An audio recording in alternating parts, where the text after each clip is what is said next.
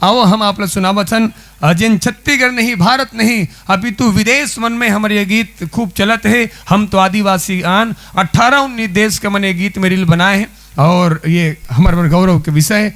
जब छत्तीसगढ़ से गीत निकल के भारत के कोना कोने में जाते तो छत्तीसगढ़ के नाम रोशन होते। जब भारत देश से निकल के विदेश तक पहुंचते तो नाम छत्तीसगढ़ के नहीं भारत देश के नाम रोशन होते।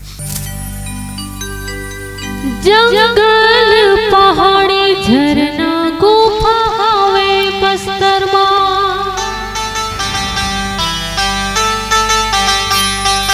घाटी डोंगरी नदिया दंते सिरी हवे बस्तर मां।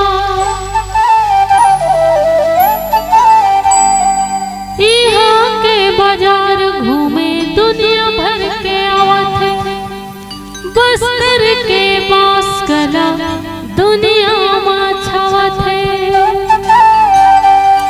हमारी पहचान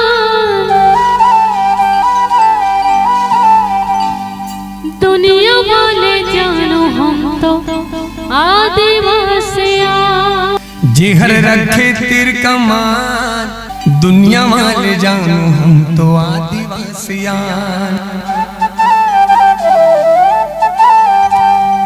जंगल के रखैया मऊहा के बिनैया तेंदु औरला सभुंड फटू के टोरैया।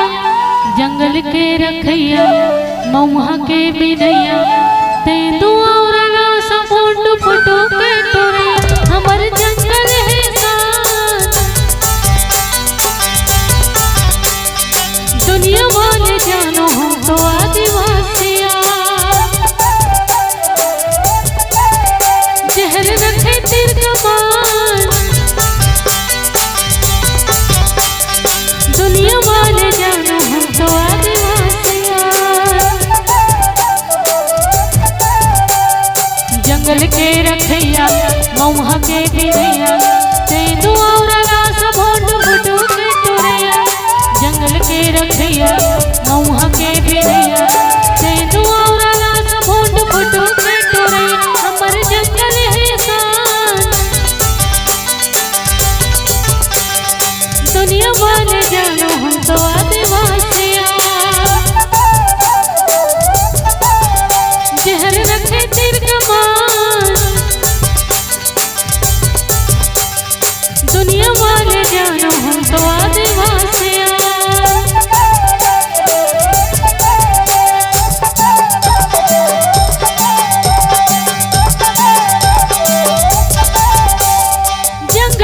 पहाड़ी झरना गुफा हवे बस्तर मां, घाटी डोंगरी नदिया दंते सिरी हवे बस्तर मां। यहाँ के बाजार घूमे दुनिया भर के आवत है, बस्तर के बास चला दुनिया में छावत है। हमारी ही पहचान दुनिया वाले जानो हम तो आदिवासिया। जहर रखे तीर कमान दुनिया वाले जानो हम तो आदिवासिया।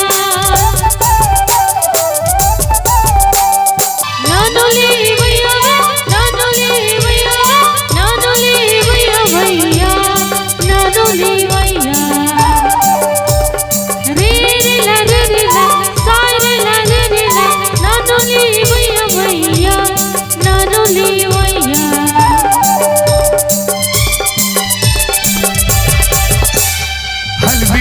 छत्तीसगढ़ जिलों गीत गाथन तू रसिंग बजा बजा के तिहार मनाथन। आंगने बूढ़ा के हमन पुजारी सीधा साधा मन के बूता सेवा जोहारी। हमर बस्तर महान दुनिया वाले जानो हम तो आदिवासियान। जिहर रखे तीर कमान दुनिया वाले जानो हम तो आदिवासियान।